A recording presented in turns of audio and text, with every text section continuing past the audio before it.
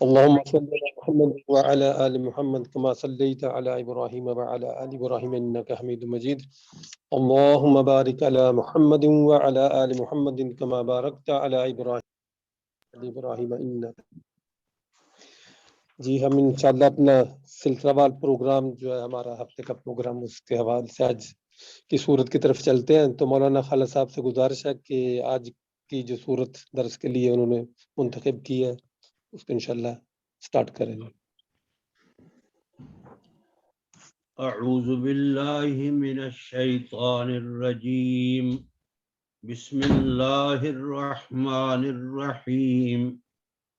انا عرضنا الامانة على السماوات والارض والجبال فابین ان يحملنها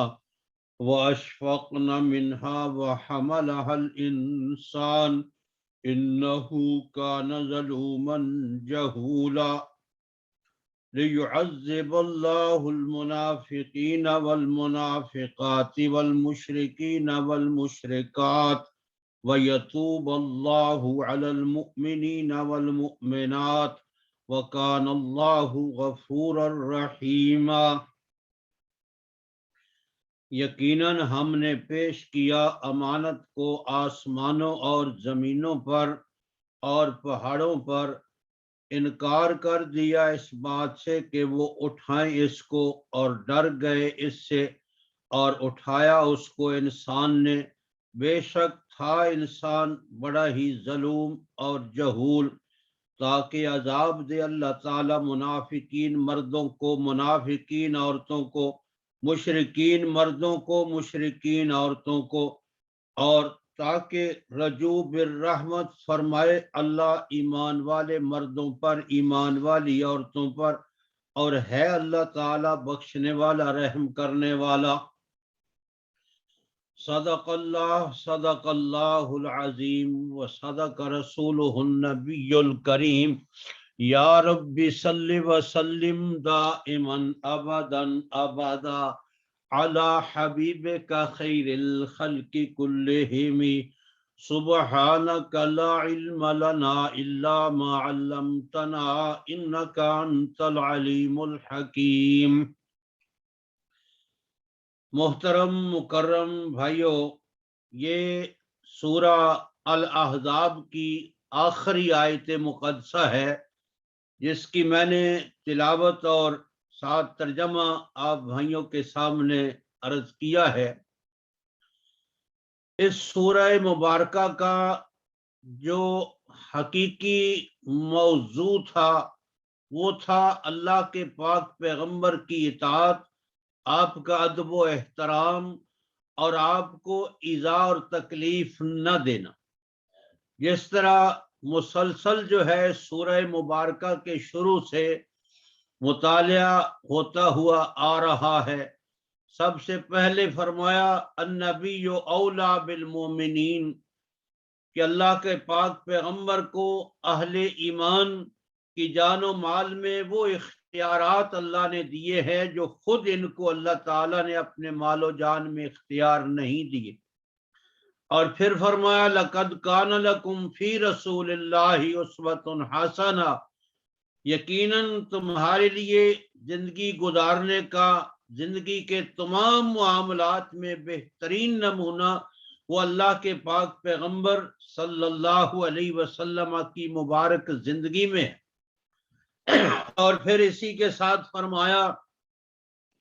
ان اللہ و ملائکتہ یصلون علی النبی. یہ صلاۃ و سلام جو انسان زبان سے ادا کرتا ہے، مانن اس کا یہ بنتا ہے کہ پھر وہ جس ہستی کے اوپر صلاۃ و سلام بھیج رہا ہے عملی زندگی میں اس ہستی کی مخالفت نہ کرے، بلکہ اس کی من و ان جو ہے وہ پیروی کرے اور اتباع کرے. اور پھر اس سے آگے فرمایا تھا یوم تقلب وجوہہم فی النار یقولون یا لیتنا اطعنا اللہ واطعنا الرسول، کہ جب معاشر میں عذاب میں مبتلا ہوں گے لوگ تو آرزو اور تمنا کریں گے ہے کاش کہ ہم نے دنیا میں اللہ اور اللہ کے رسول کی اطاعت کی ہو. اور پھر آخر میں فرمایا تھا من یطع اللہ والرسولہ فقد فاز فوزا عظیما، جس نے اللہ اور اللہ کے رسول کی اطاعت کی یقیناً اس نے بہت بڑی کامیابی جو ہے وہ حاصل کر لی اور اس کو مل گئی. اس آیت کریمہ کے اندر رب تعالی نے اللہ کے پاک پیغمبر کی اطاعت کا جو جزء اعظم ہے اس کا ذکر فرمایا ہے کہ یہ تمہاری ذمہ داری ہے، تمہارے اوپر اللہ نے یہ ذمہ داری ڈال دی ہے کہ تم یہ کام کرو. فرمایا انا عرضنا الامانۃ علی السماوات والارض والجبال، یقیناً ہم نے اس امانت کو پیش کیا آسمانوں، زمین اور پہاڑوں پر. اب یہاں اس بات پہ ذرا تھوڑا سا ہم مطالعہ کر لیتے ہیں کہ یہ جو رب تعالیٰ نے آسمانوں، زمین اور پہاڑوں پہ اس امانت کو پیش فرمایا ہے تو کیا اللہ تعالیٰ نے ان کو حکم دیا تھا؟ اللہ تعالیٰ نے ان کو جو ہے وہ تحریراً جو ہے وہ فرمایا تھا؟ اس لیے کہ ارادنا جو ہے اس کا معنی یہی بنتا ہے کہ یا تو کسی کو زبان سے کہا جائے یا کسی کو تحریر کر کے جو ہے وہ دیا جائے. آپ جانتے ہیں کہ جب آپ کسی کو یعنی کچھ لکھ کر دیتے ہیں تو کہتے ہیں یہ عرضی میں نے پیش کی ہے، یہ میں نے عرض کیا ہے. اور پھر یہاں رب تعالی نے عرض نہ فرمایا ہے، امرنا نہیں فرمایا کہ ہم نے حکم دیا ہے، جس سے یہ بات پتہ چلتی ہے کہ اللہ تعالی نے یہ حکم وجوبی اور فرض کے انداز میں نہیں دیا تھا زمین و آسمان. اور پھر یہ دیا کس حال میں تھا؟ زبان حال سے دیا تھا یا زبان قال سے دیا تھا؟ تو بعض مفسرین نے فرمایا کہ زبان قال سے دیا تھا، اس لیے کہ اللہ رب العالمین نے جو اب مخلوق پیدا کی ہے وہ اپنی مخلوق کے حال کو خوب جانتا ہے. اور پھر اللہ تعالیٰ نے سورہ بنی اسرائیل کے اندر اس بات کا ذکر فرمایا ہے تسبح له السماوات السبع والارض ومن فیہن وإن من شیء الا یسبح بحمدہ ولکن لا تفقہون تسبیحہم انہ کان حلیما غفورا. تسبیح کر رہے ہیں یعنی پاکی بیان کر رہے ہیں اسی کے لیے یعنی اللہ کی ذات کے لیے آسمان اور زمین یعنی ساتوں آسمان اور زمین، ومن فیہن اور جو کچھ ان کے درمیان ہے وہ تمام کی تمام مخلوق ہماتن اللہ کی تسبیح میں مصروف بمائے زمین و آسمان. وَإِن مِّن شَيْءٍ إِلَّا يُسَبِّحُ بِحَمْدِهِ، فرمایا اس کائنات کی کوئی ایسی چیز نہیں ہے جو اللہ کی تسبیح اور اللہ کی تحمید نہ کر رہی ہو. وَلَٰكِن لَّا تَفْقَهُونَ تَسْبِيحَهُمْ، لیکن اے انسانوں تم کائنات کی تسبیح کو سمجھتے نہیں، جانتے نہیں، بے شک وہ بڑا ہی حلیم ہے اور بخشنے والا. یہاں ایک واقعہ میں آپ کی خدمت میں عرض کر دوں. نبی اکرم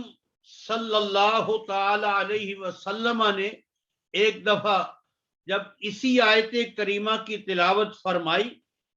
تو صحابہ کو تعجب ہوا کہ یہ سب بے جان چیزیں جو ہے یہ کیسے اللہ کی تسبیح کرتی ہیں. تو اتفاق سے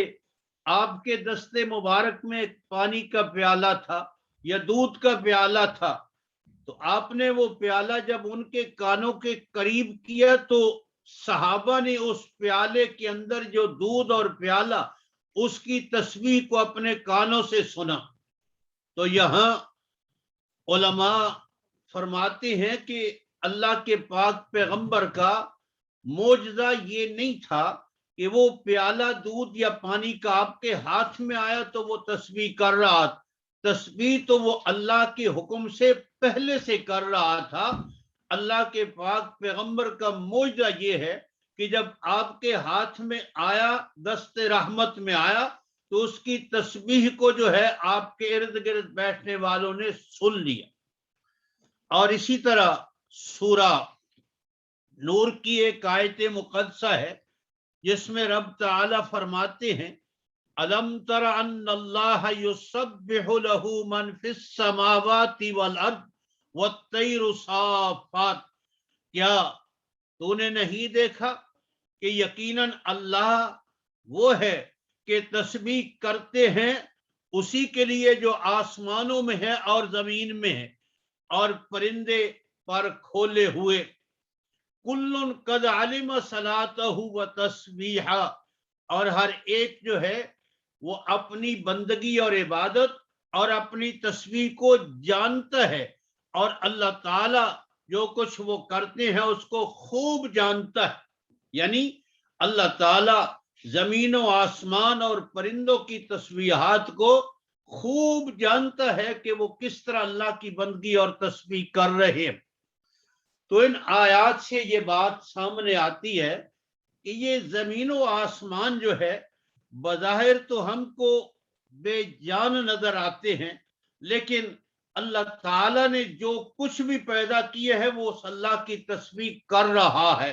वइम मिन शैइन इल्ला युसब्बिहु बिहम्दी, इससे भी ये बात जो है वो पता चलती है। तो जब ये अल्लाह रब्बुल आलमीन की सारी कायनात, सारी मखलूक मुखातब है, तस्बीह करती है, तो अल्लाह ताला इनकी तस्बीह को जानते और समझते हैं। तो अल्लाह ताला ने ये बात भी जमीनों, आसमान और पहाड़ों पे जो है वो पेश फरमाई, और फिर उन्होंने इनकार कर दिया। लेकिन अल्लाह रब्बुल आलमीन ने सूरा आमीन सजदा में, और दूसरा नाम जो फुस्सिलत, उसमें जमीनों आसमान के बारे में इरशाद फरमाया, इतिया, तुम दोनों आओ, तवन औ करहा, खुशी से या ना खुशी से। तो दोनों ने अर्ज कालता अतैना ताइन, कि हम अपने यानी वजूद के लिहाज से आते हैं खुशी के साथ, ना खुशी का तो कोई सवाल ही पैदा नहीं होता। लेकिन यहाँ फरमाया कि जब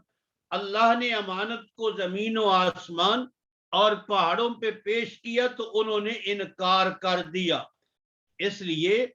अल्लाह रब्बुल आलमीन ने, यानी मुफस्सिरीन फरमाते हैं कि उनको ये हुक्म नहीं दिया था, हुक्मन जो है इस चीज को उठाने का नहीं फरमाया था, बल्कि रब ताला ने पेश किया था। यानी उनको इख्तियार दिया था कि वो चाहे तो इस अमानत को उठा लें और चाहे तो वो इसको न उठाएं। और फिर ये भी रवायात में आता है कि जब रब ताला ने इस अमानत को उनके सामने पेश किया, उन्होंने अर्ज किया, परवरदिगार अगर हम उठा लें तो फिर मिलेगा क्या? तो रब ताला ने फरमाया, अगर तुम उठा लो और इसके हुकूक अदा करो तो फिर अजर मिलेगा, अल्लाह की रहमत के मुस्तहिक बन जाओ, और अगर तुमने इसके हुकूक न पूरे किए तो फिर अजाब में मुब्तला किए जाओ। उन्होंने परवरदिगार से अर्ज किया कि हम तो अल्लाह तेरे गुलाम महज है, यानी तेरे हुक्म की खिलाफ वर्जी कर ही नहीं सकते, हम इसी हाल में बेहतर है। इसलिए ये हुक्म नहीं था, बल्कि रब ताला ने इस अमानत को आसमानों, जमीन और पहाड़ों के सामने पेश फरमाया था कि वो चाहे तो इसको ले ले और चाहे तो इसको न ले। और फिर आगे जो फरमाया, वो अशफकना मिनहा, और इससे वो डर भी गए तो उठाने से। तो इससे ये बात पता चलती है, मुफस्सिरीन ने लिखी है कि हुक्मन नहीं थी, बल्कि रब ताला ने इख्तियारन इस अमानत को उनके सामने पेश किया था।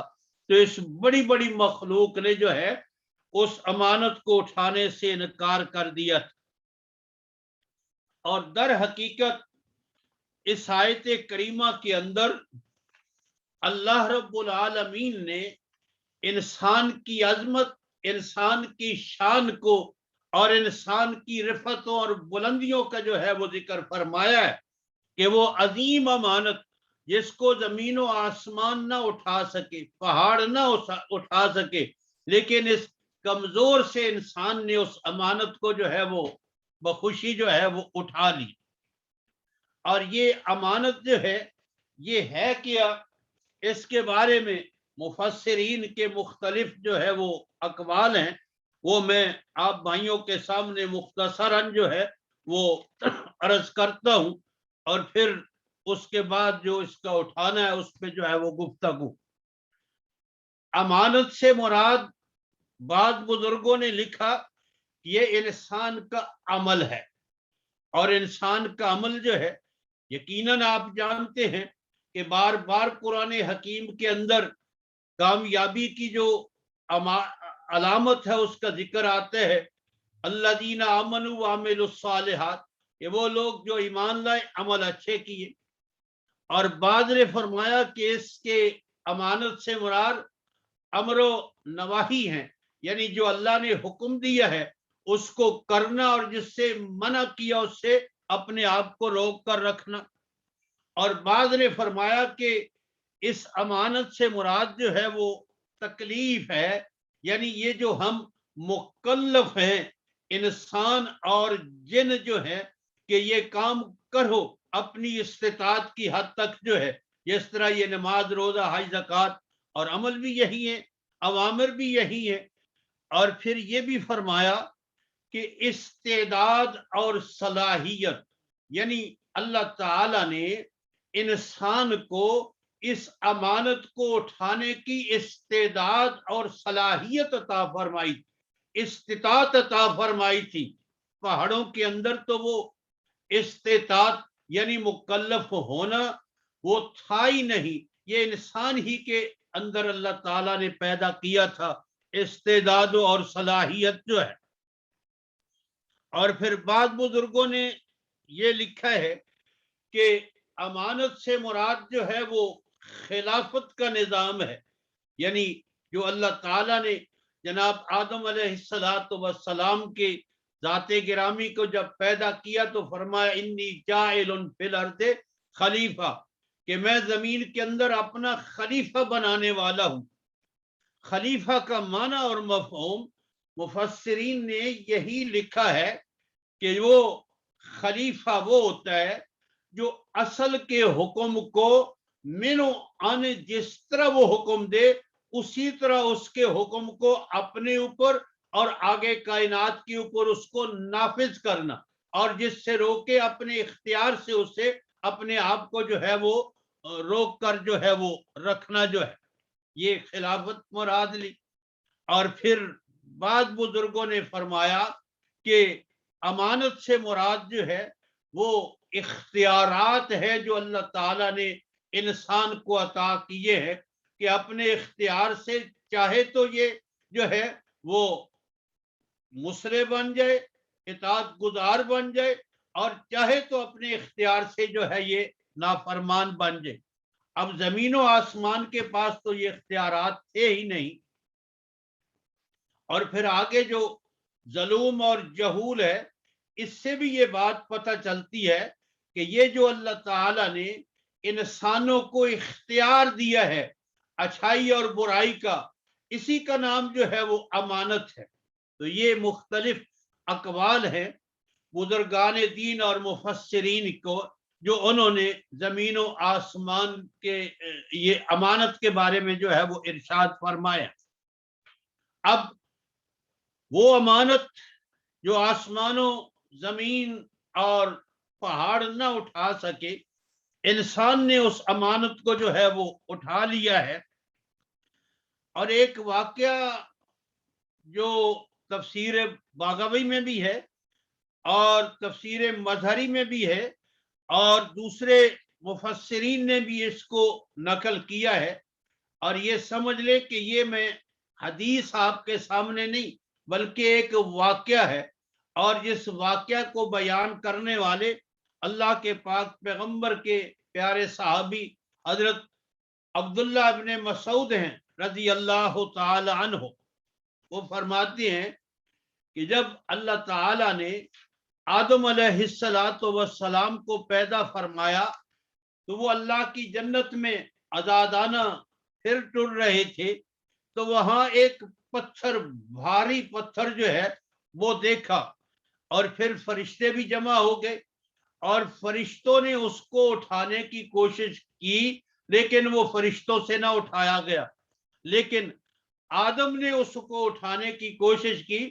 تو پہلے گھٹنوں تک اور پھر پورا ہی اس پتھر کو جو ہے وہ اٹھا لیا۔ تو رب تعالیٰ نے فرمایا آدم اب یہ پتھر تمہارے گلے کا ہار ہے، ہمیشہ سے تم نے اس پتھر کو جو ہے وہ اٹھائے ہی رکھنا ہے، اور اسی کا نام جو ہے وہ امانت تھا، یعنی اختیارات تھے اور انسان کا مکلف ہونا تھا، اور انسان کے لیے ترقی کے راستوں کا جو ہے وہ واہ ہونا اور کھلا ہونا تھا۔ آپ جانتے ہیں کہ کوئی فرشتہ جو اللہ تعالیٰ نے اس کو مقام عطا کر دیا ہے، اس سے آگے اور اللہ کے قرب کی کوئی منزل وہ طے نہیں کر سکتا، بخلاف انسان کے یہ اللہ کے قرب کی منزلیں زندگی بھر طے کرتا ہی رہتا ہے، اور اس کو اللہ کے قرب کی منزلیں جو ہیں وہ ملتی ہی رہتی۔ اور پھر ایک حدیث پاک جو ہے یہ بھی نقل کی گئی ہے، جناب رسول اللہ صلی اللہ تعالی علیہ وسلم نے فرمایا تفسیر خازن کے حوالے سے، ان الامانت نزلت فی جذر القلوب الرجال ثم علموا من القرآن، فرمایا یقیناً اللہ تعالی نے اس امانت کو لوگوں کے دلوں کے اندر جو ہے وہ نازل کیا، اور پھر اللہ تعالی نے اس امانت کو انسانوں کو معلوم کروانے کے لیے، اس امانت کا علم اور شعور عطا کرنے کے لیے اللہ نے قرآن اور سنت کو جو ہے وہ نازل کیا۔ اور بعض روایات میں یہ بات بھی آتی ہے کہ یہ جو امانت جس کو انسان نے اٹھایا ہے، زمین و آسمان اور پہاڑوں نے انکار کیا ہے، اللہ رب العالمین نے اس کائنات کو پیدا کرنے سے پہلے، اور وہ جو عہد میثاق ہے جس کا ذکر سورہ آراف کے اندر رب تعالیٰ نے فرمایا ہے، وَإِذْ أَخَذَ رَبُّكَ مِن بَنِي آدَمَ مِن ظُهُورِهِمْ ذُرِّيَّتَهُمْ وَأَشْهَدَهُمْ عَلَىٰ أَنفُسِهِمْ أَلَسْتُ بِرَبِّكُمْ قَالُوا بَلَىٰ شَهِدْنَا عَلَىٰ أَنفُسِنَا، یعنی رب تعالیٰ نے عالم ارواح کے اندر اپنے بندوں کی روحوں سے یہ اقرار اور وعدہ لیا تھا کہ کیا تم دنیا میں جا کر مجھے رب مانو گے یا نہیں؟ تو سب نے جو ہے وہ اقرار کیا تھا کہ ہم گواہی دیتے ہیں کہ اللہ تو ہی ہمارا رب ہے۔ وہ ہے عہد میثاق جو ہے، وہ جو ہر انسان نے جو ہے عالم ارواح کے اندر جو ہے وہ کیا۔ اور پھر مفسرین فرماتے ہیں کہ جتنے انسان اس دنیا میں آنے والے تھے، آدم کی پشت سے ان کی روحوں کو نکال کر رب تعالیٰ نے وہ عہد جو ہے وہ عالم ارواح میں دیا،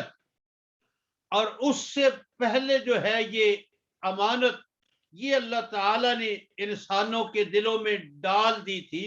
جو بھی ان کی شکل و صورت تھی اللہ ہی اس کو جانتے ہیں، اور اللہ ہی خوب اس کا علم رکھتے ہیں۔ اور فرمایا پھر یہ عہد میثاق جو ہے یہ اس امانت کی فرع ہے جو اللہ تعالیٰ نے ان کے دلوں میں جو ہے وہ ڈالی تھی۔ بہرکیف اس حدیث پاک سے جو میں نے آپ کے سامنے تلاوت کی ہے، ان الامانت نزلت فی جذر القلوب الرجال، کہ یہ امانت جو ہے لوگوں کے دلوں پر نازل کی گئی تھی، یہ اسی وقت کا ذکر ہے کہ جب رب تعالیٰ نے تمام ارواح کے اندر اس امانت کو جو ہے وہ ڈال دیا، اور پھر رب تعالیٰ نے وقتاً فوقتاً مختلف جو ہے انبیاء بھیجے، کتابیں بھیجی، اور ان کے ذریعے سے اس امانت کی ادائیگی کا جو ہے شعور بھی اور اس امانت کی ادائیگی کا علم بھی جو ہے اپنے بندوں کو عطا کیا۔ ہمارے لیے اس امانت کا شعور اور فہم جو ہے وہ قرآن و سنت کی صورت میں جو ہے وہ موجود ہے کہ اللہ ہم سے کیا چاہتے ہیں اور ہم کو دنیا میں اپنی اخروی اور دنیاوی کامیابی کے لیے کیا کچھ جو ہے وہ کرنا چاہیے۔ ایک دوسری حدیث ہے جس کے راوی ہیں سیدنا عمر بن عاص، عبداللہ ابن عمر بن عاص، عبداللہ ابن عمر یعنی عمر بن عاص کے بیٹے عبداللہ، جو بڑے صوفی صافی صحابی تھے اور بڑے ہی نیکوکار، اور جو ہے وہ صحابہ میں وہ جو چار عبداللہ بڑے فقیہ اور بڑے عالم گزرے ہیں، عبداللہ ابن عمر، عبداللہ ابن مسعود اور عبداللہ ابن عمر اور عبداللہ ابن عمر بن عاص جو ہے یہ ان چار عبادلہ میں سے تھے۔ وہ فرماتے ہیں کہ یہ حدیث وہ نقل کرتے ہیں جناب رسول اللہ صلی اللہ تعالی علیہ وسلم کی ذات گرامی سے، فرماتے ہیں کہ اللہ تعالی نے جس انسان کو اس دنیا میں چار چیزیں عطا کر دیں اور جس نے چار چیزوں کو حاصل کر لیا، فرمایا دنیا آخرت میں اس کو تمام بھلائیاں مل گئی، اور اگر دوسرے اس کی عبادات میں اگر کوئی کمی کوتاہی بھی ہوگی تو پھر بھی اس کو کوئی اس کامیابی کے لیے کسی اور بات کی پرواہ نہیں ہے، وہ یقیناً کامیاب ہو جائے گا جس کو چار نعمتیں اللہ کی طرف سے جو ہے وہ مل گئی۔ اور اس میں سے ایک فرمایا وہ امانت ہے، اور امانت کے طور پہ یہ بھی آ جاتا ہے کہ جو ہمارے پاس امانت رکھی جائے اس کو ادا کرنا، اور پھر یہ بھی حدیث پاک کے اندر آتا ہے کہ اگر آپ سے کوئی مشورہ لیتا ہے تو اس نے جو مشورہ لیا ہے وہ بھی آپ کے پاس امانت ہے، اور ایسا نہیں ہے کہ آپ کسی نے کسی معاملے میں مشورہ کیا تو آپ اس کو آگے جو ہے وہ پھیلاتے رہے، آپ امانت دیانت سے جو ہے اس کو مشورہ دیں۔ تو یہ امانت جو ہے، اور یہ جو مجلسیں ہوتی ہیں یہ بھی امانت ہوتی ہیں کہ مجلس کی بات جو ہے وہ مجلس میں ہی رہنی چاہیے، لیکن آج کل تو آپ جانتے ہیں کہ بڑی اگر کو خفیہ بات بھی کہیں ہو تو وہ بھی باہر نکل آتی ہے۔ اور پھر فرمایا عہد و پیمان کی پاسداری کرنا، وعدوں کو پورا، یہ بھی جو ہے وہ امانت کا ایک حصہ ہے۔ اور پھر فرمایا کہ اگر کسی نے کوئی وصیت کی ہے تو اس کی وصیت کے مطابق عمل کرنا، یہ بھی امانت کے زمرے میں بات آتی۔ اب والدین تو دنیا سے جاتے ہوئے بڑی اچھی وصیتیں کر کے جاتے ہیں، لیکن اولاد ان کو بلا دیتی ہے، حالانکہ حدیث پاک میں آتا ہے کہ اگر والدین نے کوئی وصیت کی ہے اور دنیا سے چلے گئے، اس وصیت کو پورا کرنا ایسا ہی ہے جیسے کہ تم دنیا میں ان کے ساتھ حسن سلوک جو ہے وہ کر رہے ہو۔ اور پھر سورہ بقرہ میں اس وصیت کا تفصیل کے ساتھ جو ہے وہ ذکر آیا ہے کہ ہر جانے والے کو وصیت کرنا یہ لازم ہے اور ضروری ہے، اور بلکہ یہ بھی حدیث پاک میں آتا ہے کہ ہر انسان کے سرانے کے نیچے اس کی وصیت لکھی ہوئی جو ہے وہ موجود ہونی چاہیے اپنے لواحقین کے لیے، اپنی اولاد کے لیے جو ہے، اور جو اس وصیت میں ہے اس پہ عمل کرنا۔ ہاں، رب تعالیٰ نے یہ فرمایا ہے کہ اگر وارثوں کے حق میں وراثت کے سلسلہ میں اگر کسی نے کچھ شریعت کے قانون کے خلاف وصیت کر دی ہے اپنی بے علمی کی وجہ سے، اس کو درست کیا جاتا ہے، لیکن اگر وصیت صحیح ہے قرآن و سنت کے مطابق پھر اس پہ عمل کرنا جو ہے یہ امانت ہے اس کی طرف سے جس کو وہ وصیت جو ہے وہ کی گئی ہے، تو یہ امانت۔ اور پھر فرمایا کہ زبان کو سچا رکھنا، ہمیشہ سچ بولنا۔ آپ جانتے ہیں کہ جناب رسول اللہ صلی اللہ تعالی علیہ وسلم سے کسی مجلس میں پوچھا گیا کہ کوئی مومن ایسا ہو سکتا ہے؟ فرمایا ہو سکتا ہے، ایسا ہو سکتا ہے، ہو سکتا ہے، ایسا ہو سکتا ہے، ہو سکتا ہے۔ تو پھر آخر میں پوچھا گیا کوئی مومن جھوٹا بھی ہو سکتا ہے؟ آپ نے فرمایا مومن ہو اور پھر جھوٹ، کوئی مومن جھوٹا نہیں ہو سکتا، وہ ہمیشہ سچ ہی بولتا ہے۔ یعنی یہ ایمان کی نشانیوں میں سے اعلیٰ قسم کی نشانی ہے کہ ہمیشہ سچ بولنا۔ اور پھر وہ مشہور حدیث ہے الکذب یہلک والصدق ینجی، سچائی ہمیشہ انسان کو نجات دیتی ہے اور جھوٹ ہمیشہ انسان کو جو ہے وہ ہلاک اور برباد کرتا ہے۔ لعنت اللہ علی الکاذبین، یہ بھی فرمایا کہ جب آدمی جھوٹ بولتے ہے تو اللہ کی رحمت سے محروم ہو جاتا ہے۔ تو یہ اگر سچ بولنے کی عادت انسان کو ہو جائے کہ میں نے ہمیشہ سچ ہی بولنا ہے، تو یہ بہت بڑی سعادت ہے اور بہت بڑا انسان کے لیے جو ہے وہ ایک امتیازی نشان ہے سچ بولنا۔ لیکن آج کے اس دور میں تو جھوٹ ہی جھوٹ ہر طرف چل رہا ہے، سچائی کا نام و نشان ہی کہیں باقی نہیں رہا۔ اللہ ماشاءاللہ کو اللہ کے بندے سچ بولنے والے بھی موجود ہیں۔ اور تیسری چیز جو ہے آپ صلی اللہ علیہ وسلم نے فرمایا، عبداللہ ابن عمر بن عاص فرماتے ہیں، وہ ہے اچھے اخلاق۔ اچھے اخلاق جو ہے یہ بہت بڑی انسان کی ایک سعادت ہے یا انسان کا سرمایہ ہے۔ اللہ نے اپنے محبوب حضرت محمد صلی اللہ تعالی علیہ وسلم کی ذات گرامی کے لیے فرمایا وَإِنَّكَ لَعَلَىٰ خُلُقٍ عَظِيمٍ، اللہ نے آپ کو خلق عظیم دے کر جو ہے وہ پیدا کیا ہے، اور آپ کے اخلاق جو ہے وہی نمونہ ہے انسان کے لیے۔ آپ جانتے ہیں کہ جب پہلی وحی آپ پہ نازل ہوئی، آپ گھر تشریف لائے تو ہماری ماں ام المومنین سیدہ خدیجۃ الکبریٰ رضی اللہ تعالی عنہ نے جب آپ کی اس کیفیت کو دیکھا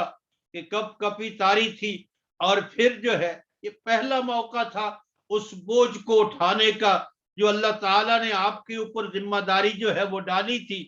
تو اس لیے آپ آئے اور فرمایا کہ مجھے بخار سا ہو رہا ہے، مجھے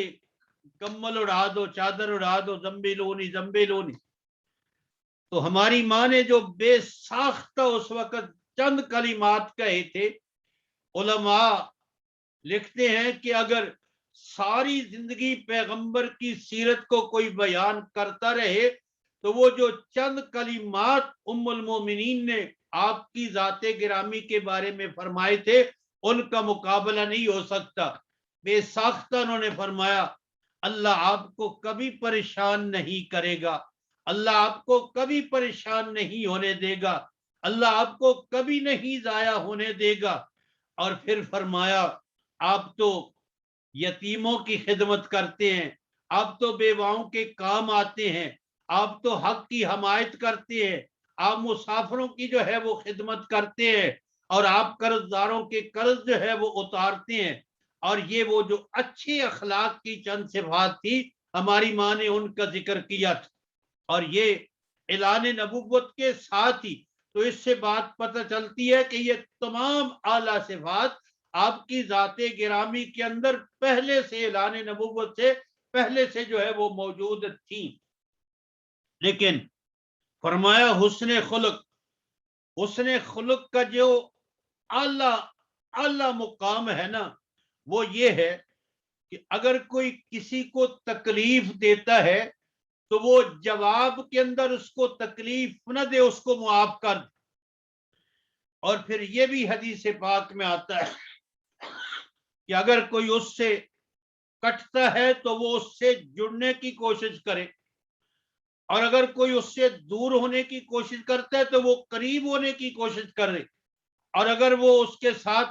سخت مزاجی سے پیش آتا ہے تو وہ اچھے اخلاق والا نرم مزاجی کے ساتھ اس کے ساتھ پیش ہے۔ اگر کوئی اس کا حق جو ہے غصب کرتا ہے تو یہ اس کا حق جو ہے وہ دینے والا ہو جائے، یعنی اس سے کسی کو اس کے ہاتھ اور زبان سے تکلیف نہ ہو۔ اس کو اگر کوئی تکلیف دیتا ہے تو یہ انتقام نہ لے، یہ ان کو معاف کرتا رہے۔ فاعف عنہم واصفح، اللہ نے اپنے پاک نبی کو حکم دیا ہے، یہ جو آپ کے ساتھ شرارتیں کرتے ہیں، آپ کے اوپر طعن و تشنیع کرتے ہیں، میرے محبوب فاعف عنہم واصفح، آپ ان کو معاف بھی کر دے، درگزر بھی کر دے، اور ان کے حق میں آپ دعا بھی فرمائیں کہ اللہ ان کو ہدایت جو ہے وہ عطا فرما دے۔ اور چوتھی چیز جو ہے جو فرمایا وہ ہے حلال کا رزق جو ہے، یہ حلال کا رزق جو ہے یہ بھی کمال کی سعادت ہے بندہ مومن کے لیے جو ہے، اور اس سے بڑھ کر کوئی اور سعادت نہیں ہے۔ لیکن آج کل کا دور ایسا ہی کہ حلال کی تو کوئی پرواہ ہی نہیں جو ہے وہ کرتے، حالانکہ کبھی حلال کی اتنی اہمیت تھی کہ وہ آپ نے واقعہ سنا ہے کہ ایک دفعہ سیدنا صدیق اکبر رضی اللہ تعالیٰ عنہ کو بڑی بھوک لگی تھی، تو آپ کا غلام کوئی چیز لایا، اور اس سے پہلے آپ کی عادت تھی کہ اپنے اس غلام سے پوچھتے تھے کہ یہ تو کہاں سے کما کے لایا ہے، کس طرح تو نے یہ جو ہے وہ اس چیز کو حاصل کیا ہے، وہ بتا دیتا تھا میں نے محنت کی ہے، مزدوری کی ہے۔ لیکن اس طرح وہ کچھ ایسی کیفیت تھی کہ بس جو ہی وہ لایا آپ نے فوری طور پہ اس کو کھا لیا، اور بعد میں پوچھا کہ یہ کیسے، کہاں سے تو لایا ہے؟ تو غلام نے کہا میں زمانہ جاہلیت میں یہ گانے بجانے کا کام کرتا تھا، اور پھر کسی مجلس میں نے یہ کام کیا تھا، تو وہاں میری مزدوری کچھ باقی تھی، وہ اتفاق سے آدمی ملا، تو اس میرے گانے بجانے کی یہ مزدوری اس نے مجھے جو ہے وہ دے دی۔ اب جب یہ بات سنی تو آپ بے تاب ہو گئے، پریشان ہو گئے کہ اوہو، میں نے اس جو طریقہ حلال کمانے کا نہیں تھا، اس طریقے کی کمائی کو میں نے اپنے اندر ڈال لیا، اور پھر اپنے حلق میں انگلیاں ڈالی، اور پھر وہ کہہ کر کے جو ہے وہ ان کو جو ہے وہ اطمینان اور سکون جو ہے وہ حاصل ہوا۔ تو یہ حلال کی اہمیت تھی، اور آج بھی الحمدللہ بعض لوگوں کو اس کا احساس ہے، لیکن عام طور پہ جو ہے اس کا احساس ختم ہو چکا ہے حلال طیب مال کا۔ حالانکہ یہ اتنا ضروری ہے عبادات کی قبولیت کے لیے، جو جناب رسول اللہ صلی اللہ تعالی علیہ وسلم نے فرمایا کہ ایک آدمی دور دراز سے پاؤں سے ننگا، سر سے ننگا، احرام باندھے ہوئے پیدل جو ہے وہ کعبۃ اللہ کے لیے، حج کے لیے، عمرے کے لیے جا رہا ہے، اور بڑے شوق اور ذوق سے پکارتے یا ربی یا ربی یا ربی یا ربی، جواب آتا ہے تیرا یہ یا ربی کہنا قبول نہیں، تیرا یہ قدم اٹھانا کعبے کی طرف قبول نہیں، اس لیے کہ تیرا کھانا حرام کا ہے، تیرا پہننا حرام کا ہے، اور تیرا پینا جو ہے وہ حرام کا ہے۔ تو یہ ساری چیز، تو یہ چار چیزیں عبداللہ ابن عمر بن عاص رضی اللہ تعالیٰ عنہ فرماتے ہیں جس آدمی کو دنیا میں حاصل ہو گئی وہ بہت بڑا غنی ہے، بہت بڑا سرمایہ دار ہے، بہت بڑا مالدار ہے، اور وہ دنیا اور آخرت میں کامیاب ہے۔ امانت کی حفاظت کی توفیق مل گئی، اور سچ بولنے کی توفیق مل گئی، اور پھر جو ہے وہ اچھے اخلاق اپنے اندر پیدا کرنے کی ہمت اور جرت پیدا ہو گئی، اور پھر رزق حلال کھانے کی توفیق مل گئی، تو وہ کامیاب ہے۔ اس لیے میرے بھائیوں، یہ وہ امانت ہے جس کو آپ تکلیف والی امانت کہیں، خلافت والی امانت کہیں، اور پھر مکلف ہونے والی امانت کہے، اور پھر اللہ کے حکموں پہ عمل کرنا، اللہ کے منع کیے ہوئے کاموں سے اپنے آپ کو روک کر رکھنا، یہ الفاظ تو مختلف ہیں، لیکن اگر غور و فکر کیا جائے تو ان سب کا معنی اور مفہوم تقریباً ایک ہی بنتا ہے، اور جس کا نام مختصراً وہ اللہ اور اللہ کے رسول کی اطاعت ہی بنتا ہے۔ تو یہ انسان ہی کی شایان شان تھی اس کو اٹھانا، اس لیے کہ اللہ تعالیٰ نے خلیفہ بھی اسی کو بنایا تھا، اختیارات بھی اسی کو دیے تھے، چاہے جس طرح رب تعالیٰ نے اس امانت کے اٹھانے کی آگے خود وجہ جو ہے وہ بیان فرمائی ہے، انہو کان ظلوما جہولا، اور یہ ظلم اور جہول کی جو نسبت انسان کی طرف کی گئی ہے، یہ اس کی مذمت نہیں کی بلکہ یہ اس کی تعریف کی گئی ہے کہ اگر یہ اس امانت کا حق ادا کرتا ہے، یعنی ظلم کے مقابل میں وہ عدل و انصاف کرتا ہے، وہ حق کی بات کرتا ہے، تو وہ ظلم بھی نہیں ہے بلکہ وہ اس عظیم امانت کا اٹھانے والا ہے۔ اور پھر اگر جہول کے مقابلہ میں وہ علم رکھتا ہے، بردباری رکھتا ہے،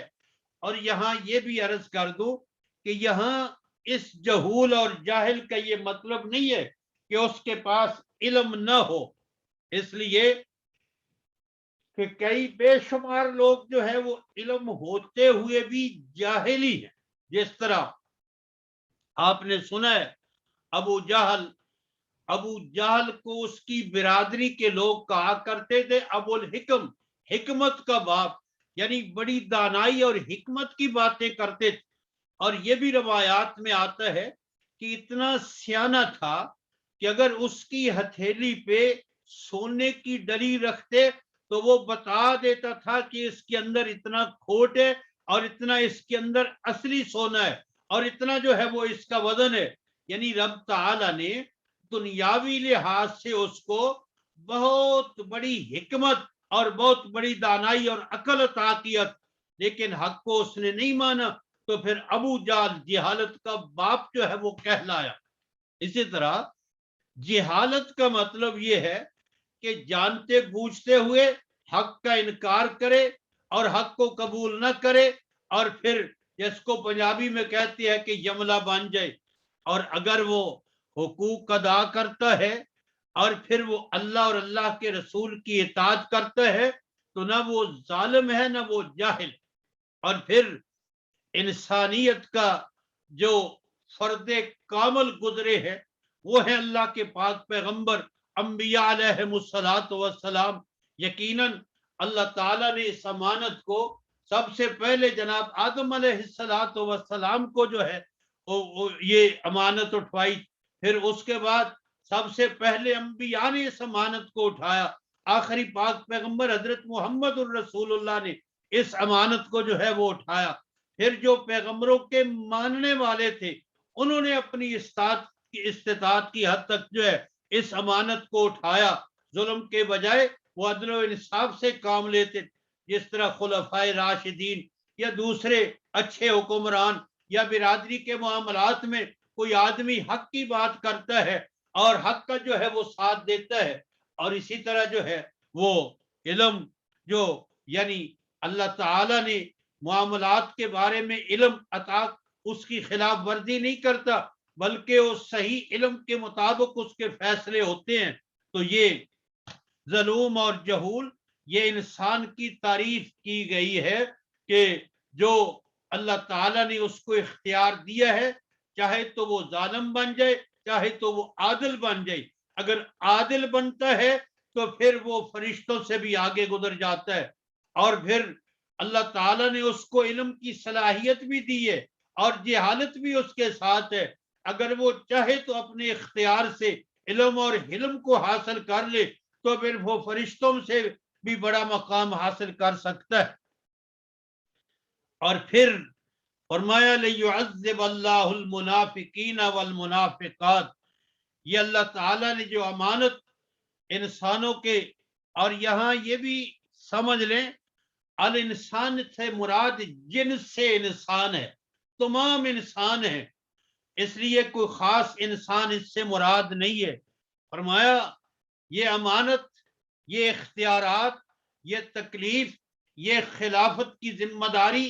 جو رب تعالی نے انسان کے سر پہ ڈالی ہے، فرمایا اس کی وجہ یہ ہے کہ اللہ تعالی منافقین مرد و منافقین عورتیں، مشرکین مرد مشرکین عورتیں، ان کو عذاب دے، اس لیے کہ وہ اس امانت کو، یعنی وہ حق کے مقابلے میں، یعنی توحید کے مقابلہ میں ظلم شرک سے جو ہے وہ کام لے، شرک میں مبتلا ہے یا شرک کا فعل کرتے ہیں، اسی طرح جو ہے وہ بجائے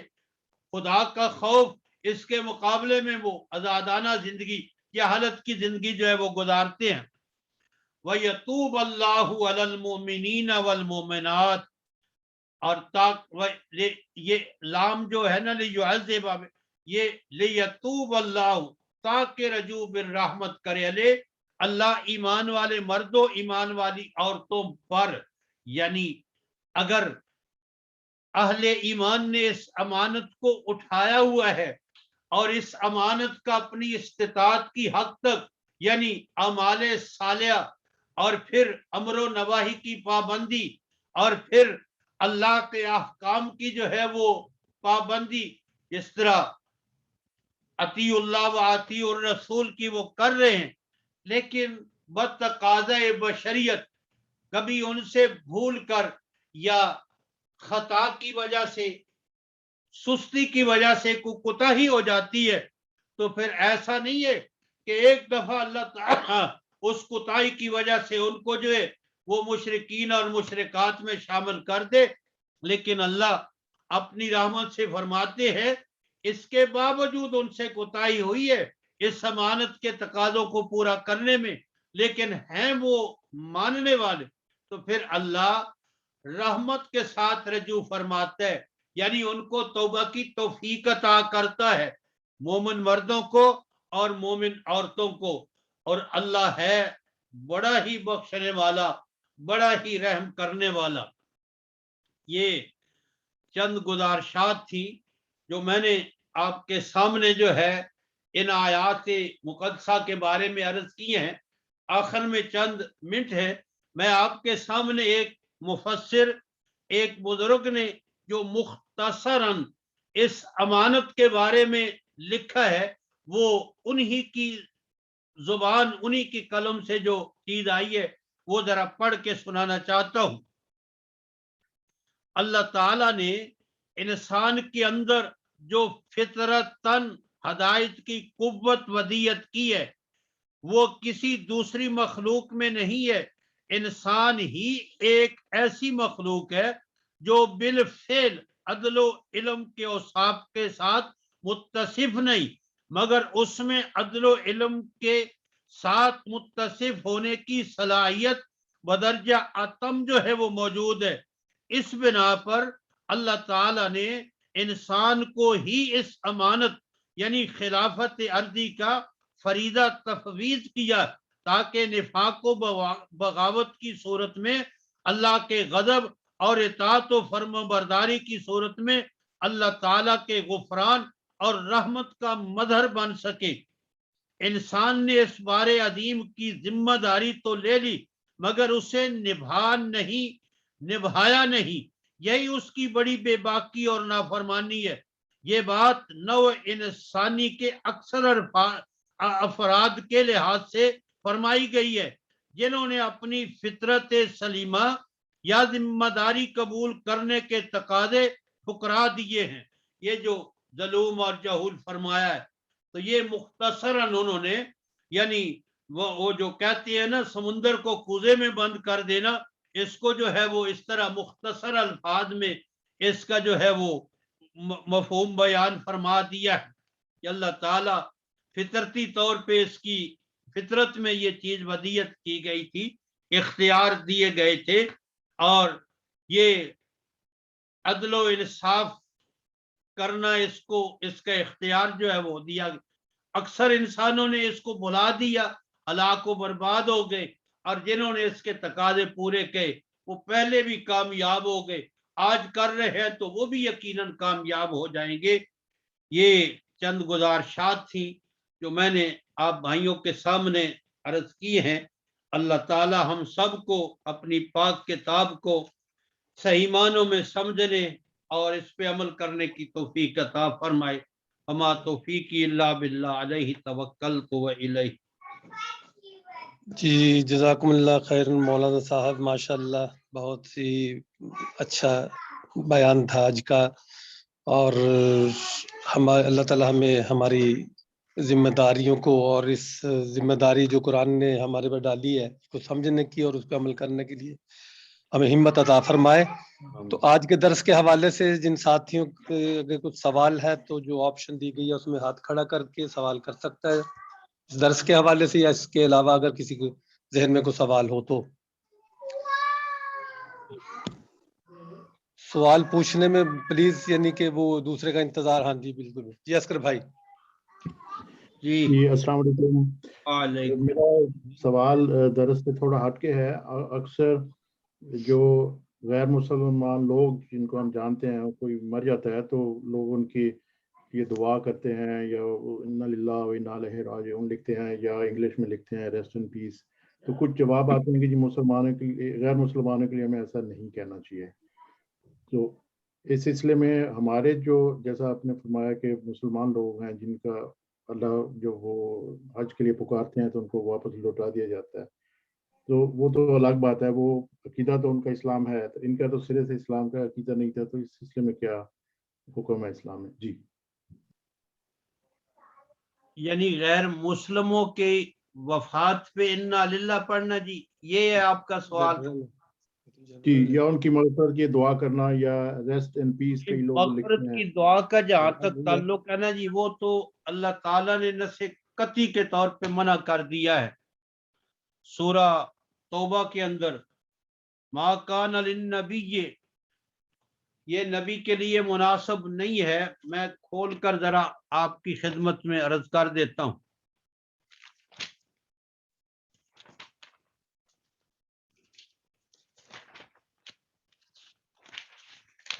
یا اللہ،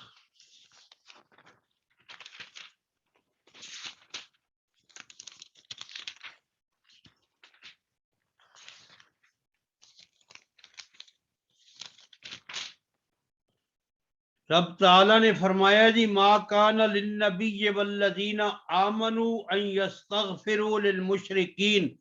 ولو کانوا اولی قربا من بعد ما تبین لهم انہم اصحاب الجحیم. یہ نہ نبی کے لیے مناسب ہے نہ ایمان والوں کے لیے مناسب ہے کہ وہ کسی کے لیے استغفار مانگے.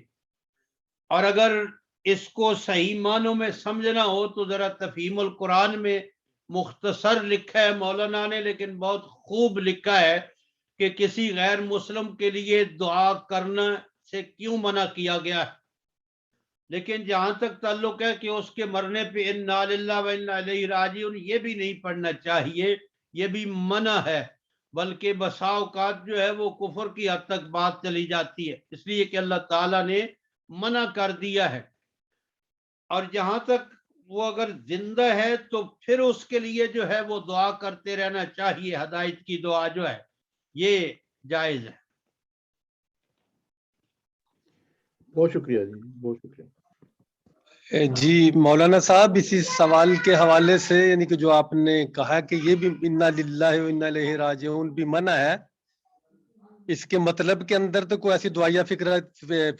فکرات یعنی کوئی لفظ نہیں ہے، اس میں الفاظ نہیں ہے. یہ تو ایک ایک حقیقت ہے جس کو ہر آدمی مانتا ہے، اور کسی نقصان ہونے کی صورت میں یا کسی کی جان جانے کی صورت میں وہ تو یہ وہ کلمات ہے کہ یہ اللہ ہی کا ہے، اللہ ہی کی طرف سب نے جانا ہے. تو وہ مخلوق تو ساری اللہ کی ہے اور اس میں حقیقت کو بیان کرتے ہیں. دعائیہ تو فکر اس میں کوئی نہیں ہے. وہ کس طرح سے اقبال بھائی یہ دعا ہی ہے دوسرے معنوں میں،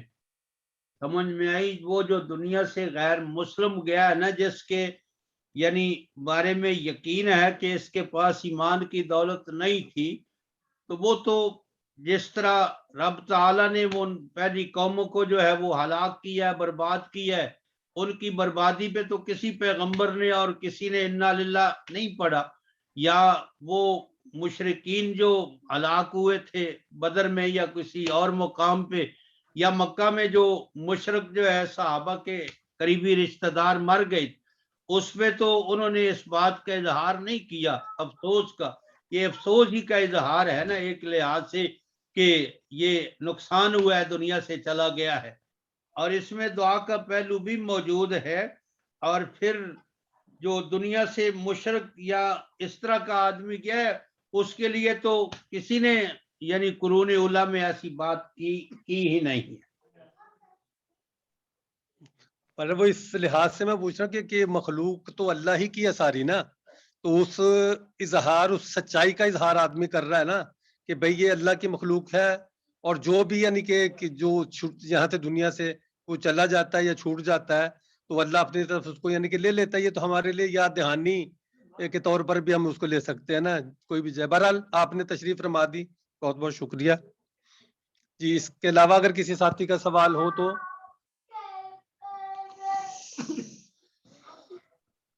جی سوال کرنے کے سلسلے میں ذرا سوچ بچار نہ کریں, اگر کسی کا ہے پلیز تو جلدی سے پھر وہ سوال کر لیں, کیونکہ بعد میں پھر ذہن میں آتا سوال نا جی. نہیں سوچ کر کرنے دینا. اچھا چلیں اب ساتھی سوچ لیں. تو اپنا مولانا صاحب میرا ایک یہ ہے کہ جی سورۃ البینہ جو ہے جی اس کے اندر یعنی کہ شروع کے اندر ہی جو ہے کہ اہل کتاب اور مشرکین میں سے جو لوگ کافر تھے جی تو اہل کتاب کے حوالے سے یعنی کہ مسلمان بھی اہل کتاب ہے, تو جس جی طرح یعنی کہ جی اہل کتاب کی نسبت سے اس کا مطلب ہے کہ جو اہل کتاب ہم جو مسلمان ہم انہی کو لیتے ہیں, تو اس کے جی اندر سے بھی مشرکین اور کافر ہو سکتا ہے, اہل کتاب بھی ہو اور مشرک بھی ہو سکتا ہے اور کافر بھی ہو سکتا ہے. جی یہی میرا یعنی کہ ہو سکتا ہے ایسے, یعنی کہ یہی سوال ہے میرا نا کہ اگر اس کو اہل کتاب کو ہم جو قرآن کے اندر ہے مشرک بھی ہو سکتا ہے اور کافر بھی, تو اہل کتاب مسلمان بھی تو کافر اور مشرک ہو سکتا ہے, اہل کتاب بھی رہے. اقبال بھائی میں آپ کا سوال سمجھ گیا ہوں. جی یہ جو سورہ المائدہ کے اندر رب تعالیٰ نے فرمایا ہے نا کہ اہل کتاب کا ذبیحہ تمہارے لیے حلال ہے, جی ان کی عورتوں سے نکاح تمہارے لیے حلال ہے, جی وہاں کافی مفسرین نے اس بات پہ بحث کی ہے. دنیاوی لحاظ سے جو ہے ان کے احکام جو ہے ان مشرکین سے جو کسی کتاب کو مانتے ہی نہیں ہیں یا کسی نبی کو مانتے ہی نہیں ہیں وہ جی اور ہیں, لیکن ان کے احکام دنیاوی لحاظ سے جو ہے وہ اور ہیں. یہ ہمارے ہاں بھی جو مسلمان شرک میں مبتلا ہے لیکن اللہ کی کتاب کو مانتا ہے اور نبی کو مانتا ہے, تو اس کے احکام دنیاوی لحاظ سے جو ہے وہ اور ہیں. یعنی اس کا ذبیحہ اور اس کے خواتین کے ساتھ رشتہ ناتا جو ہے وہ کرنا یہ اور احکام ہے, لیکن آخرت کے لحاظ سے جو ہے وہ اور احکام ہے. اس لیے کہ آخرت کے لحاظ سے اگر کوئی ایسی بات ہوتی نا جی تو بظاہر جناب ابو طالب نے لوگ ان کے ایمان نہ ایمان میں اختلاف کرتے ہیں, لیکن اہل سنت والجماعت کا متفق جو ہے یہ یہی فیصلہ ہے کہ انہوں نے ایمان نہیں لایا تھا. وہ اِنَّکَ لَا تَهْدِی مَنْ أَحْبَبْتَ وَلَٰكِنَّ اللَّهَ یہدی, تو ان کے جو ہے دنیا سے جانے کے بعد جو ہے کسی افسوس کے اظہار کی کوئی خبر ہم کو حدیث پاک کے اندر نہیں ملتی جو ہے. اور پھر اللہ کے پاک پیغمبر جو ہے ان کے قبر پہ وہ جہاں سیدنا علی کو فرمایا جاؤ ان کو دفن کر دو, ایسے ہی جو ہے آخرت کا معاملہ اور ہے لیکن دنیا کا معاملہ جو ہے وہ اور ہے. ٹھیک, بہت بہت شکریہ جناب جی. کسی اور بھائی کا سوال؟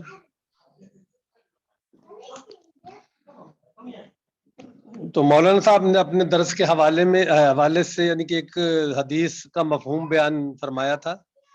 یعنی کہ اس کے اندر دو بڑے بڑے جرم جو ہیں ان کا ذکر کیا تھا کہ وہ انسان سے بڑے سے بڑا جرم بھی ہو سکتا ہے, لیکن سچ کے حوالے سے کہا تھا کہ وہ سچ جو ہے وہ جھوٹ نہیں بول سکتا مومن جو ہے. صاف ظاہر ہے کہ وہ سچ اس لحاظ سے یعنی کہ وہی ایک بڑا ہتھیار ہے مسلمان کے پاس کہ اس کے موجود ہوتے ہوئے وہ ہر برائی کے کام سے برے کام سے وہ بچ سکتا ہے اگر وہ سچ بولتا ہو. یعنی کہ اس کا یہ کہ کیونکہ اگر وہ برا کام کرنا چاہے گا اور اس کو پتا ہے کہ بھی میرے پاس سچ کا اشتہار ہے اور میں جھوٹ تو بول نہیں سکتا، تو اگر میں نے جھوٹ بولا تو یہ میری جو گناہ میں کر رہا ہوں یہ لوگوں کے ہاں یعنی کہ ظاہر ہوگا، اور صاف ظاہر اس کے بعد پھر جو آدمی کی لوگوں کے اندر جو اس کی عزت یا اس کا تصور جو بے عزتی کا تصور ہوگا، اس وجہ سے ونی سچائی کی وجہ سے وہ برے سے برے کام کو بھی چھوڑ دیتا ہے. ایسے ہی ہے نا مولانا صاحب؟ جی اب بالکل جی. جزاکم اللہ خیر. جی پھر سوال کسی ساتھی کا نہیں ہے تو اس کے ساتھ انشاءاللہ درس قرآن جو ہے وہ کا پروگرام جو ہے وہ ختم ہوتا ہے. مولانا صاحب کے پاس اگر ٹائم ہے مولانا صاحب؟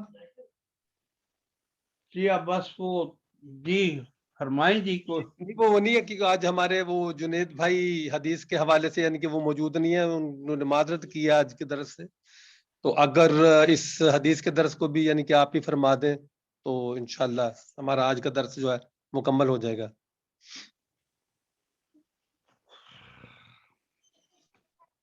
اس کسی خاص موضوع پہ آپ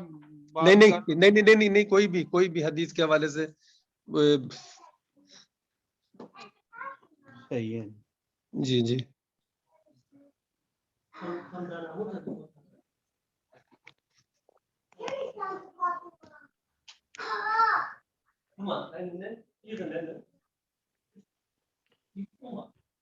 عن ابی ہریرہ رضی اللہ تعالی عنہ و ابی سعید رضی اللہ عنہ قال قال رسول اللہ صلی اللہ علیہ وسلم لا يقعد قوم يذكرون الله الا حفتهم الملائكة وغشيتهم الرحمة ونزلت عليهم السكينة وذكرهم الله في من عنده. رواه مسلم او کما قال صلی اللہ تعالی علیہ وسلم. سیدنا ابو ہریرہ اور سیدنا ابو سعید دونوں بزرگ راوی ہیں. جناب رسول اللہ صلی اللہ تعالی علیہ وسلم نے فرمایا کوئی قوم ایسی نہیں ہے جو کسی جگہ خاص کر کے اللہ کے گھر میں اکٹھے بیٹھتے ہیں اور اللہ کے گھر میں یا کسی اور گھر میں بیٹھ کر وہ اللہ کا ذکر کرتے ہیں مگر فرشتے ان کو ڈھانپ لیتے ہیں. وہ غشیتہم الرحمہ، اور اللہ کی رحمت بھی ان کو جو ہے اپنے آغوش میں جو ہے وہ لے لیتی ہے. یہ جو آپ درس قرآن کی صورت میں بیٹھتے ہیں، درس حدیث کی صورت میں بیٹھتے ہیں اور یا کسی دینی مسئلے کی غور و فکر کے لیے بیٹھتے ہیں، یہ تمام صورتیں جو ہے وہ اللہ کے ذکر میں شمار ہوتی ہیں. اور خصوصاً قرآن کا ذکر جو ہے اس کے لیے تو ایک حدیث جو ہے وہ نص قطعی کے طور پہ بھی جو ہے وہ آگے موجود ہے. تو آپ صلی اللہ علیہ وسلم نے فرمایا کہ جب مختلف قوموں سے، مختلف گھروں سے، مختلف برادریوں سے لوگ اکٹھے بیٹھتے ہیں اور اللہ کی یاد کے لیے جو ہے وہ بیٹھتے ہیں تو اللہ کے فرشتے ان کو جو ہے وہ آ کر ڈھانپ لیتے ہیں. اللہ کی رحمت بھی ان کو اپنی آغوش میں لے لیتے اور اللہ تعالیٰ ان کے دلوں پر سکینت کو جو ہے وہ نازل کرتے ہیں. یہ سکینت جو ہے نا جی، وہ کسی بزرگ سے کسی نے پوچھا تھا کہ جب بھی ہم اللہ کے ذکر کی مجلس میں جاتے ہیں تو فوری طور پہ نیند آ جاتی. یہ آپ نے بھی تجربہ کیا ہوگا، آپ خطبہ جمعہ میں بیٹھے تو نیند جو ہے فوری آ جاتی ہے، جو شاید بستر پہ بھی اس قدر جلدی نہ آتی ہو. تو انہوں نے فرمایا تھا کہ اس وقت اللہ کی طرف سے سکینت نازل ہوتی ہے نا، یہ اس کا اثر ہوتا ہے. اور فرمایا اللہ تعالیٰ ان لوگوں کا ذکر کرتے ہیں جو اللہ کے پاس یعنی اللہ کے فرشتوں میں اللہ ان کا ذکر کرتے ہیں. مسلم شریف نے اس کو جو ہے وہ روایت کیا ہے. اس طرح اللہ کے ذکر کے سلسلہ میں بے شمار جو ہے وہ احادیث موجود ہیں اور خاص کر کے ذکر لسانی جو ہے یہ بھی اس کے اندر جو ہے وہ آ جاتا ہے. ایک تو ذکر کا مفہوم عام ہے، یعنی زندگی کے ہر معاملے میں اللہ کے حکم پہ عمل کرنا یہ اللہ کا ذکر ہے. جس طرح رب تعالی نے نماز جمعہ کے لیے فرمایا فَاسْعَوْا إِلَىٰ ذِكْرِ اللَّهِ، اللہ کے ذکر کی طرف جو ہے وہ تم اہتمام کے ساتھ آؤ. تو وہاں مفسرین نے یہی لکھا ہے کہ نماز جمعہ کے لیے آپ جو تیاری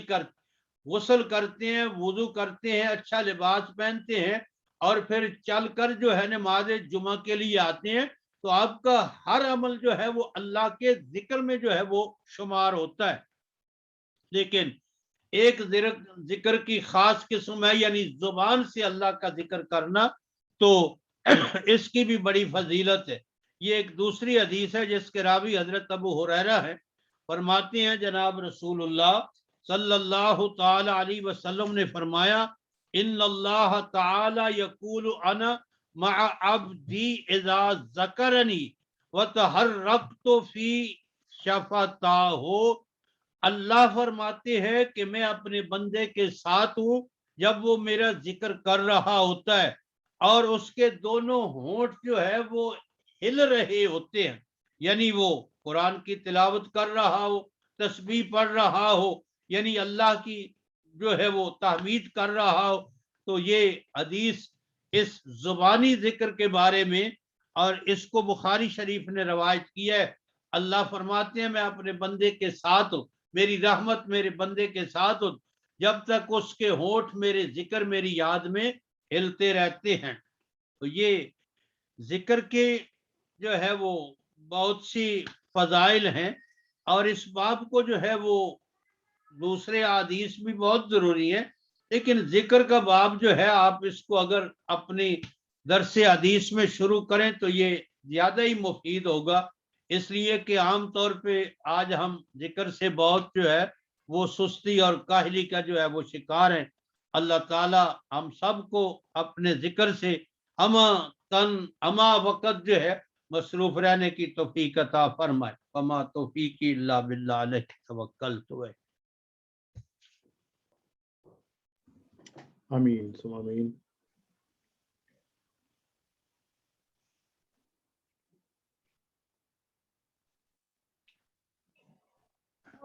جی مولانا صاحب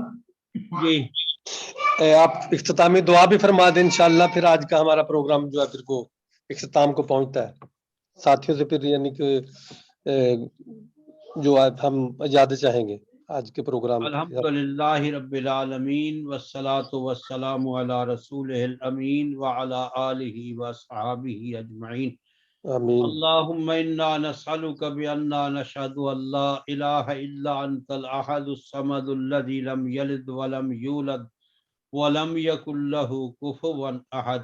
اللہم انا نسألک بأن لک الحمد لا الہ الا انت الحنان المنان بدیع السماوات والارض یا ذا الجلال والاکرام یا حی یا قیوم برحمتک نستغیث. یا رحمان کل شیء یا رحیم کل شیء یا ارحم الراحمین. یا اللہ